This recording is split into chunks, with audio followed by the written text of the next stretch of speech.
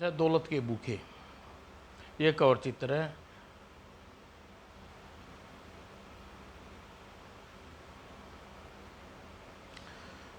दीवार घड़ी 4 बजा रही थी। फाइलें पटकता हुआ वीरेंद्र बहुत परेशान था। ओह, 4 बज गई हैं। अब मुझे रीता की पार्टी में पहुंच जाना चाहिए था। क्या सोच रही होगी वह? सेठ जी गुस्से से भर उठा गुस्से से भर बैठा था। तभी, हाय वीरू, आज तुम अपनी गर्लफ्रेंड की पार्टी में जाने वाले थे। जाना तो था पम्मी, लेकिन सेठ जी ने मुझे छुट्टी कैसे लूँ? ओह, सेठ जी से छुट्टी मांगने की भी प्रॉब्लम है? अरे कोई बहाना बना दो, कह दो बीवी बीमार है या बच्चे की तबीयत खराब है। लेकिन सेठ जी को पता है अभी तक मेरी शादी नहीं हुई। फिर तो सचमुच बड़ी प्रॉब्लम है। लेकिन वीरू, हर प्रॉब्लम का एक इलाज होता है। तुम्हें कुछ सोचना पड़ेगा, और वह सोचने के बाद के लिए काफ़ी काफ़ी का ऑर्डर मैं अभी देता हूँ। तुम अच्छा सा बहाना सोचो। लेकिन तभी वीरेंद्र काफ़ी मंगाने के लिए चपरासी को बुलाया। सेठ जी, चपरासी जयमल आ पहुंचा। सेठ जी साहब, सेठ जी बुला रही हैं मुझे, चलो मैं आ रहा हूँ। जयमाल पीछे पीछे वीरेंद्र के केबिन में बढ़ गया। यह तो गया काम से, लेकिन अपनी काफ़ी भी गई। सेठ जी के कैबिन में, वीरेंद्र तुम ऑफिस में काम करने हो या सोते रहते हो? यह देखो, तुमने 2 लाख की जगह 20,000 रुपया बना दिए। सारी सर, एक जीरो लगाना भूल गया था यहाँ। और यहाँ तुमने 2 जीरो लगाकर इस पार्टी को 5 लाख का बिल पास 50 लाख का बना दिया। सारे काम गलत हैं सर। तुम्हें आखिर वार्निंग दे रहा हूँ, फिर ऐसी गलती हुई तो नौकरी से निकाल दूंगा। अब कोई गलती बर्दाश्त नहीं कर सकता। Get out. जाओ, अब खड़े क्यों हो? Get out. सर, मुझे आज 1 घंटे की छुट्टी चाहिए। अब तुम्हें 1 घंटे की छुट्टी चाहिए, फिर तुम्हें एडवांस मांगोगे? ठीक है, कल आकर तुम अपना हिसाब ले लेना, और तुम्हारी ज़रूरत नहीं है। वीरेंद्र सचमुच बाहर निकल गया, और शाम तक देर तक फाइलों का काम पूरा किया। और जब वह ऑफिस से निकला 7 बजे, वह अपनी ख्यालों में खोया चल रहा था। आज मैंने 2 घंटे तक रुक कर काम किया है। सेठ जी जब मुझ पर गुस्सा नहीं होंगे, अब मुझ पर गुस्सा नहीं होंगे। कुछ दिन तक ऐसे ही ओवर टाइम करता रहूँगा, अवश्य खुश हो जाएंगे। और फिर तभी, ओ सत्यानाश हो, तेरा सारे कपड़े खराब कर दिए।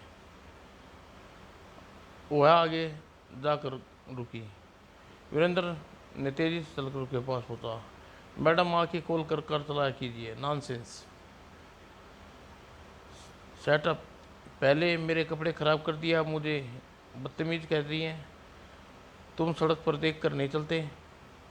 यह लो 500 रुपये, और कपड़े खराब हो गए हैं वो नए ले लेना। और नोट फेंक कर वह तेजी से आगे बढ़ गई।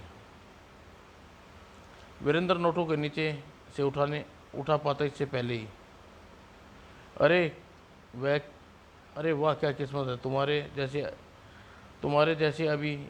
यह तुम भी या क्या याद करो, तुम भी तुम्हें ही याद किया और तुम्हारे दर्शन हो गए विजय। अगले ही क्षण वीरेंद्र ने उससे नोट झपट लिए। नहीं, यह नोट अभी लेकर बदतमीज लड़की के मुंह पर मारता हूँ। अरे अरे, यह क्या अनर्थ करते हो? लक्ष्मी का अनादर नहीं करते। लक्ष्मी। और विपिन वीरेंद्र को समझाने की कोशिश की। यार वीरू, ये रुपये उसे न लौटाना। आज तीनों बिल्कुल कड़के हैं, और अपने दोस्त पर कुछ तो रहम कर। हाँ वीरू, लड़की ने रुपया वापस करना मूर्खता है। उसने मेरी बेइज्जती की है, ये रुपया उसके मुंह पर फेंक कर उसकी बेइज्जती करूँगा। रहने दे वीरू, मैं उसे सबक सिखा दूंगा। मेरे कॉलेज में पढ़ती है, शिल्पा नाम है उसका। लेकिन वीरेंद्र नहीं माना। तभी, ए मैडम, ये लीजिए अपने रुपये, अपने लिए कोई नया पोशाक या खरीद लीजिए। शिल्पा क्रोधित होगी। ये इडियट! विजय, तुम इस बदतमीज के साथ कल प्रिंसिपल से तुम्हारी शिकायत करूंगी। लेकिन शिल्पा, मैंने क्या किया है? क्या तुम मैं तो अभी आया हूँ। शिल्पा पैर पटकती वहाँ से चली गई। वीरू, इस लड़की का अब कुछ ना कुछ इंतजाम करना पड़ेगा।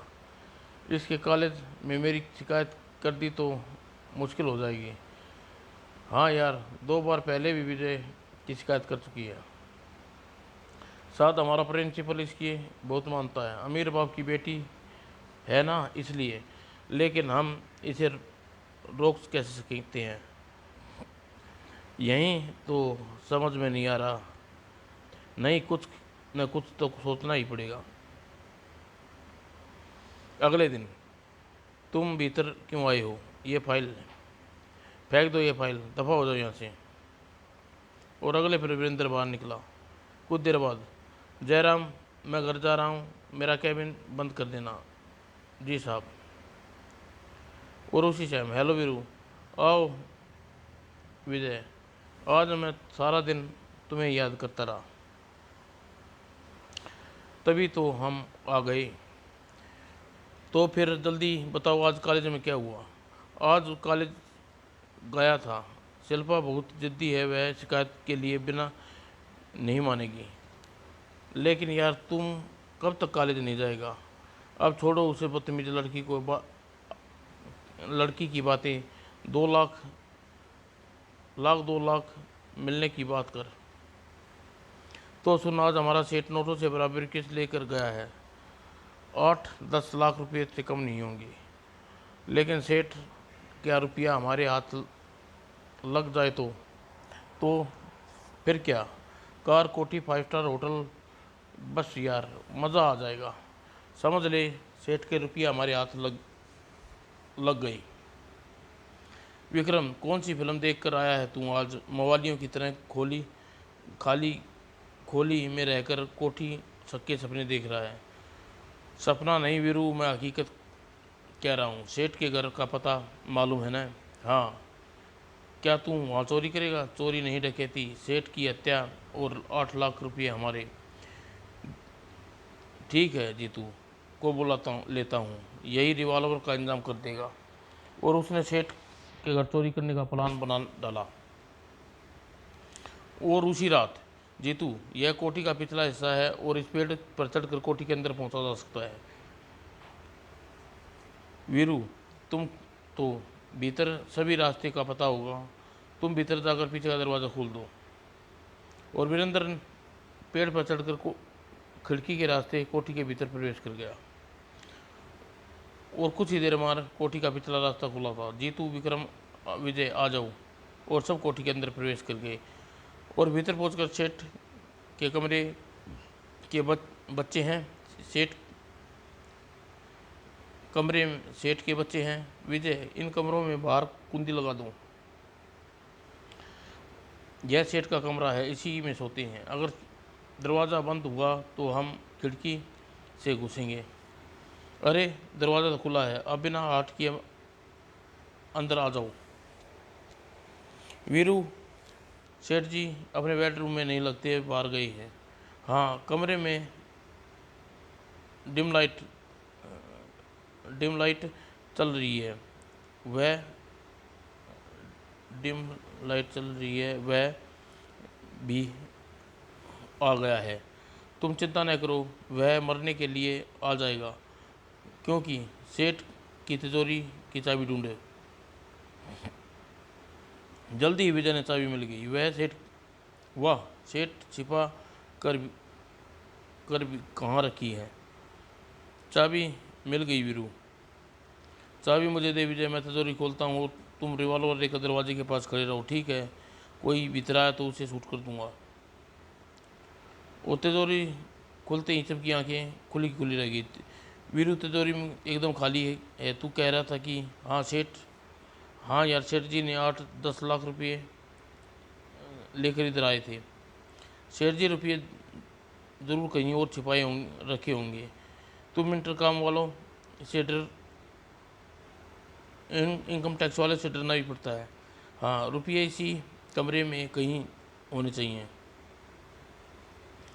और फिर कमरे की तलाशी शुरू होगी। कमरे का कोना कोना छाने जाने लगा। विक्रम सेठ जी के बिस्तर पलट दिया, नीचे पलाई ऊपर उठा दिया और हुर्रे मिल गए गए जीतू। ब्रीफकेस में रुपया भरने लगी। ओह विजय, यह क्या कर रही हो यार? दो पास पास घड़ियाँ और उठा लेता हूँ, बहुत सताया है नोटों ने। और तभी जीतू, कोई आ रहा है और सब जल्दी छिप जाओ। विक्रम, रिवॉल्वर मुझे दो। और तभी दरवाज़ा खुला और सेठ जी ने भीतर कदम रखा। अरे मेरे बेड को किसने पलट दिया? चोर रहा, लेकिन किसी के आने से पहले ही सब छिप गई। सेठ जी संभल पाता इससे पहले पीछे प्रकट हुआ विजय और उस पर वार किया। कुत्ते, मैं तुम्हें मार डालूंगा। वीरू बचाओ, तड़ाक।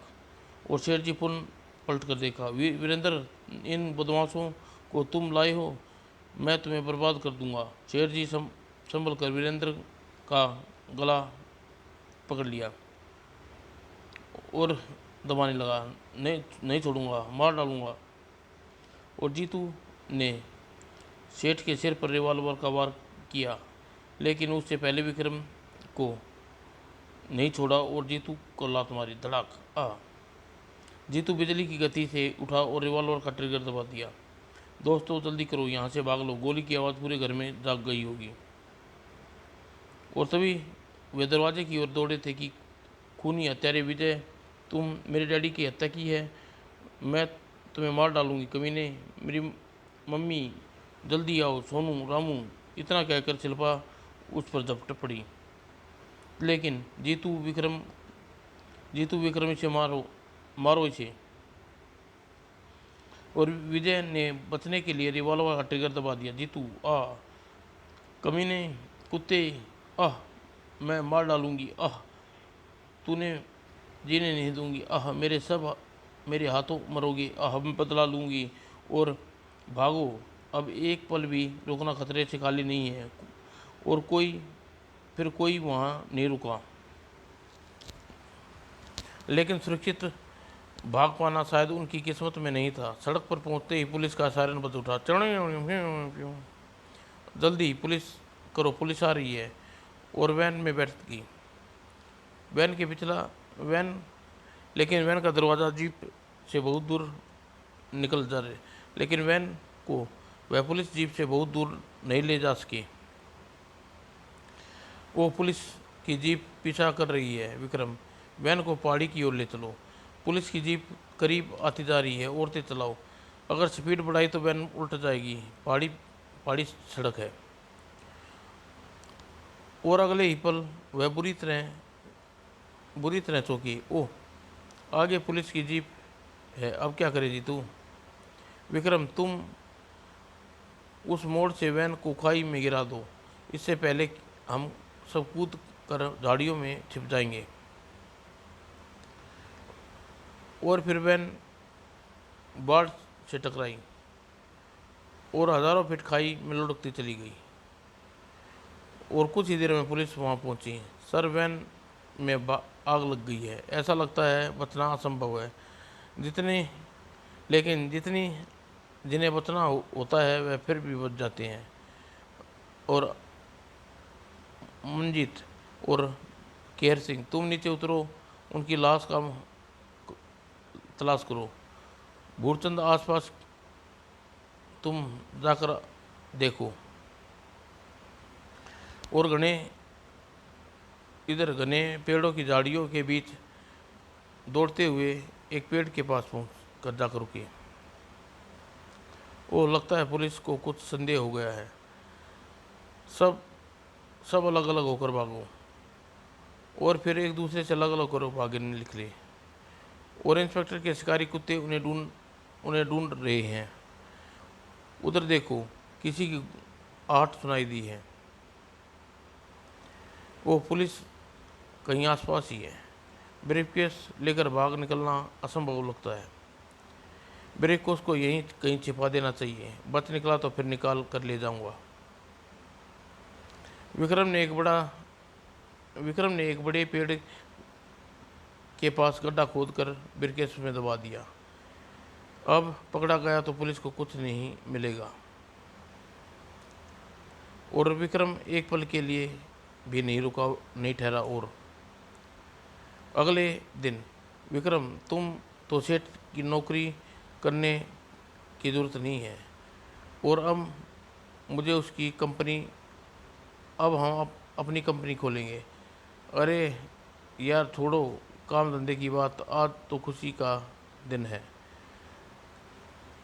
बस 2-4 दिन की बात है, पुलिस की सरगर्मी कम हो जाएगी, हम जंगल से ब्रीफकेस निकाल लाएंगे और फिर ऐश करेंगे, ऐश। चीयर्स। उसी रात विस्की में डूबा विक्रम घर लौटा। लड़की के पास जाकर वैन रोकी। तुम्हें कहाँ जाना है? प्लीज़ मुझे पार्क स्ट्रीट तक छोड़ दीजिए, बहुत देर से खड़ी हूँ, कोई स्कूटर टैक्सी नहीं मिली। और विक्रम ने वैन का पीछे बिठा लिया, वैन में बिठा लिया। इतनी रात गई, कहाँ से लौट रही हो तुम? एक सहेली के घर से, बर्थडे पार्टी थी, मैं गई थी। बातें में देर हो गई। अब पता नहीं चौकीदार हॉस्टल का दरवाज़ा खोलेगा या नहीं। तुम होटल में रहती हो? हाँ, सूरजमल हॉस्टल में रहती हूँ, मिरांडा कॉलेज में पढ़ती हूँ। अगर चौकीदार गेट नहीं खोलता, लेकिन तुम्हें परेशान होने की ज़रूरत नहीं है, तुम चाहो तो मेरे फ्लैट पर रह सकती हो। यही सोचकर मैं परेशान हो रही थी। आप मुझे अपने साथ ले चलेंगे, लेकिन वहाँ मेरे माता पिता हैं, भाई बहन हैं। तुम चिंता ना करो, तुम्हें कोई परेशानी नहीं होगी। ठीक है, मैं वहीं चलिए। विक्रम लड़की को झूठ बोला, वास्तव में अकेला रहता था। जल्दी। अरे सब लोग तो लाख लगा कर गए हैं, वो शायद किसी की मैरिज में गए होंगे। कोई बात नहीं, फ्लैट की दूसरी चाबी मेरे पास है। विक्रम ने फ्लैट का दरवाज़ा खोला। दोनों भीतर प्रवेश किए। तुमने अपना नाम नहीं बताया। मुझे ख्याल ही नहीं रहा, मेरा नाम शिल्पा है। शिल्पा? विक्रम सेठ की लड़की का नाम भी शिल्पा ही बताया था कहीं। आकांक्षा में डूबा तो चला गया। किसी अनजाने भय से पसीने पसीने हो उठा। क्या बात है, आप अचानक भयभीत क्यों हो गई? अरे मैं शिल्पा हूँ, कोई भूत प्रेत नहीं। भूत प्रेत कैसे हो सकती है? शिल्पा खूबसूरत लड़की है और अपना बाथरूम में हाथ मुँह धोना चाहती हूँ। और विक्रम ने बाथरूम दिखा दिया। और शिल्पा बाथरूम में जाने के बाद अलमारी में विस्की की बोतल निकाल ली, और कुछ ही पल बाद शिल्पा चिल्लाई हुई बाहर निकली। लाश, लाश, भीतर किसी ने लाश है। लाश? मैं देखता हूँ। नहीं, मैं भीतर नहीं जाऊंगी। लाश आपको मार डालेगी। शिल्पा, या तुम्हें वहम हुआ है? यहाँ किसी की लाश नहीं हो सकती, मुझे जाने दो। और बाथरूम का दरवाज़ा खोला। यह लाश कैसे आ सकती है? किसी लड़की की लाश है। हत्या, लड़की की हत्या की है। लाश बदला लेने के लिए यहाँ आई है। लाश कैसा? लाश बदला कैसे ले सकती है? हो सकता है यह लाश आत्मा कहीं भटकती हो और यह लाश इस लाश में प्रवेश कर गई हो। नहीं, ऐसा नहीं हो सकता। मैं इस लाश के टुकड़े टुकड़े कर दूंगा। लेकिन विक्रम आगे बढ़ पाता, तभी लाश में हरकत हुई। विक्रम, देखो, लाश उठ रही है, वह हमें मार डालेगी। और अगले ही पल भीषण परिवर्तन हुआ और शिल्पा वहाँ न रुकी। मैंने कहा था ना विक्रम, मैं तुम्हें जीवित नहीं छोड़ूंगी, सब मेरे हाथों मारोगे। भागो विक्रम, तुम लाश को नहीं मार पाओगी, वह आ रही है।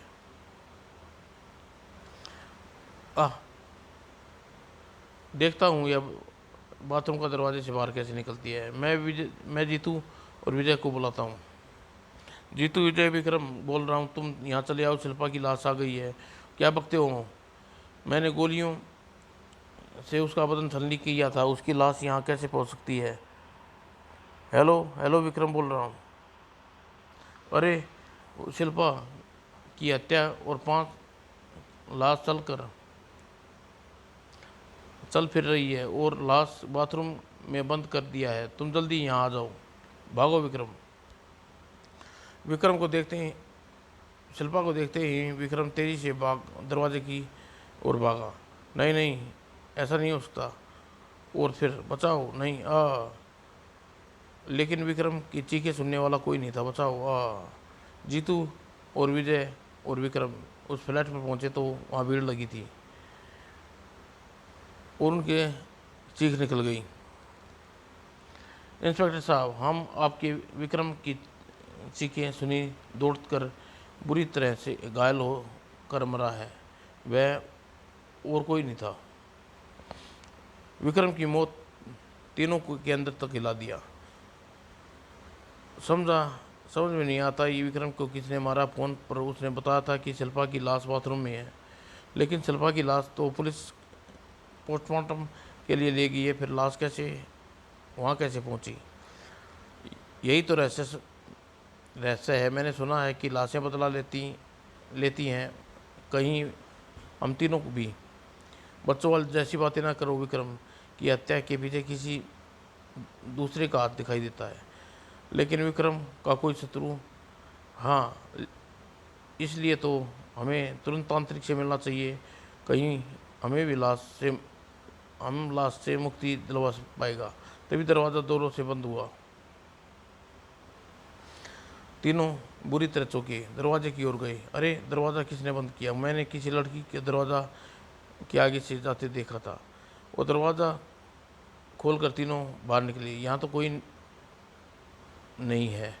ओह, आसपास पड़ोस में कोई लड़की रही होगी। और वीरेंद्र, तुम चिंता न करो। विजय को यूं ही वहम हो गया होगा। वैसे कल ही कोई तांत्रिक के पास चलेंगे। और जीतू विजय से विदा लेकर वीरेंद्र अपने कमरे की ओर बढ़ा। कौन हो तुम? मेरे कमरे में कैसे आ गई? मुझे कुछ गुंडे मेरा पीछा कर रहे हैं, उनसे बचने के लिए मैं यहाँ छिप गई थी, लेकिन तुम्हें बाहर ही खड़े थे। अब कमरे में जाते तो नहीं देखा। मैं उसी समय बाहर वाली फ्लैट का फ्लैट के पीछे छिपी थी। आप तीनों दोस्त को विदा कर रहे थे तो मैंने यहाँ आ गई। आप चिंता न करें, मैं कुछ देर में चली जाऊंगी। लड़की तो बहुत खूबसूरत है। कोई बात नहीं, तुम आराम से बैठो। तुम्हारे लिए चाय बनाता हूँ। चाय मैं बना लाती हूँ, बस आप मुझे किचन दिखा दीजिए। और विंदर किचन में ले चली। बस 2 मिनट दिए, चाय बना के लाती हूँ। लेकिन जब चाय देर तक नहीं लौटी तो 20 मिनट हो गए हैं, अभी तक चाय क्यों नहीं बन के लाई? और वीरेंद्र दरवाज़ा खोलकर किचन में पूछा, अरे चाय नहीं बनी क्या? तभी लड़की पलट कर देखा। बस 2 मिनट दीजिए। शिल्पा? हाँ, शिल्पा हूँ। लेकिन तुम इतने भयभीत क्यों हो रहे हो? लेकिन तुम तो मर चुकी हो। हम लोगों ने तुम्हारी हत्या कर दी थी। फिर? हाँ, तुम लोगों ने मेरी हत्या कर दी थी, लेकिन मैं अस्पताल से बच गई और अब तुम्हारे सामने हूँ। लेकिन तुम झूठ बोल रही हो, तुम जिंदा नहीं हो। तुम मेरे पास आओ, मैं झूठ बोल रही हूँ। मुझे स्पर्श करके देखो, मैं जीवित हूँ। एक पल में शिल्पा एक परिवर्तन हुआ और मैं मरी नहीं थी। मैं जिंदा हूँ, मेरे पास आ जाओ। और वीरेंद्र पीछे हटता दरवाजे से टकराया। मुझे छोड़ दो, मुझे जाने दो। हाँ हाँ हाँ। और आगे बढ़कर शिल्पा ने बाहों में जकड़ लिया और वीरेंद्र का निश्चित शरीर जमीन पर पड़ा। अगले दिन तांत्रिक के पास जाने के लिए जीतू और विजय वीरेंद्र के घर पहुंचे। ओ नहीं, पुलिस वीरेंद्र की पोस्टमार्टम के लिए भेज दिया। और उसी रात दोनों भयभीत थे। हमें जीतू आज ही तांत्रिक से मिल लेना हो चाहिए, वह लाश नहीं तो वह लाश कैसे हत्या कर सकती है? और दोनों तुम्हारे सामने दो दो हत्याएं हो चुकी है अब, और तुम अब भी विश्वास नहीं हो रहा। ये हत्याएं कोई दूसरा कर रहा हो, विक्रम और वीरेंद्र का दुश्मन हो, तभी किसी ने तेजी से सड़क पार करनी चाहिए। और दोनों कार से नीचे उतरे। अरे यह तो कोई लड़की है, अरे चलो भाग चलो, कोई और मुसीबत गले में नहीं पड़ जाएगी। तभी भी विजय की निगाह लड़की पर पड़ी। अरे जीतू, यह तो वही लड़की शिल्पा है, लेकिन उसे हम लाश में बदल चुके हैं फिर यह। और अगले ही पल परिवर्तन होकर दोनों की रूह कांप गई। भागो जीतू भागो, नहीं यह हमें मार डालेगी। जीतू, विजय और जीतू तेजी से कार की ओर दौड़े। नहीं नहीं नहीं, तुम मुझे नहीं मार सकती, भाग सकती, बदला लूंगी। हाँ हाँ हाँ। और जीतू ने कार तेजी से दौड़ा दी। कार जो ही मोड़ पर रहे थे, जीतू उसे मर चुका होगी, मैं उसकी लाश के टुकड़े टुकड़े कर दूंगा, वह जिंदा नहीं हो छोड़ूंगा। और कार उसके बाद लाश के अनगिनत टुकड़े में बटकर कार अपने गणतंत्र स्वतान की रवाना होगी। और शाम विजय के घर के सामने पहुंचकर जीतू ने कार रोकी। विजय, हमें मांत्रिक के पास जाने की जरूरत नहीं पड़ेगी। Okay, good night. Vijay lift में बढ़ा। लिफ्ट आज खराब है, ही होना था, 10 बजे है, मम्मी पापा इंतजार कर रहे होंगे। वह देख सीढ़ियों पर चढ़ पड़ा। अभी वह आधी सीढ़ी दूरी तय कर पाया था कि विजय, मैं तुमसे मिलने आई थी, बहुत देर कर दी तुमने। नहीं नहीं, तुम जिंदा नहीं हो सकती, तुम तो मार दिया था। अगले ही पल भीषण रूप में परिवर्तन हो गई। हाँ, मैं मौत हूँ और मुझे तुम्हें मारा था, अब तुम मरेगी मेरे हाथों। और वह विजय की लाश विजय की दूर पड़ी। और अंतिम सीढ़ी तक पहुंचने से पहले मर चुका था। और वह जीतू अभी घर नहीं पहुंचा था, फ़ोन की घंटी बजी। मैं जी, हेलो, मैं जीतू, किसी ने हत्या कर दी और उसकी बिल्डिंग की सीढ़ियों पर पड़ी है। और फ़ोन रखकर, लेकिन यह कैसे हो सकता है, मैं कैसे मार सकता हूँ विजय को, उसकी लाश मैंने अनगिनत टुकड़े में बदल दिया था। अभी वह पर्दे के पीछे से निकला। मैं जिंदा हूँ जीतू, अपनी मौत का बदला लिए बिना मर नहीं सकती। और जीतू शिल्पा पर गोलियां की वर्षा कर देता है। तुम मुझे नहीं मार सकते जीतू, मेरी हत्या का बदला लिए बिना मैं नहीं मरूंगी। और फिर अगले ही पल जीतू की अंतिम चीख, और सभी को मारकर अपनी लाश में बदला ले चुकी थी। समाप्त दोस्तों।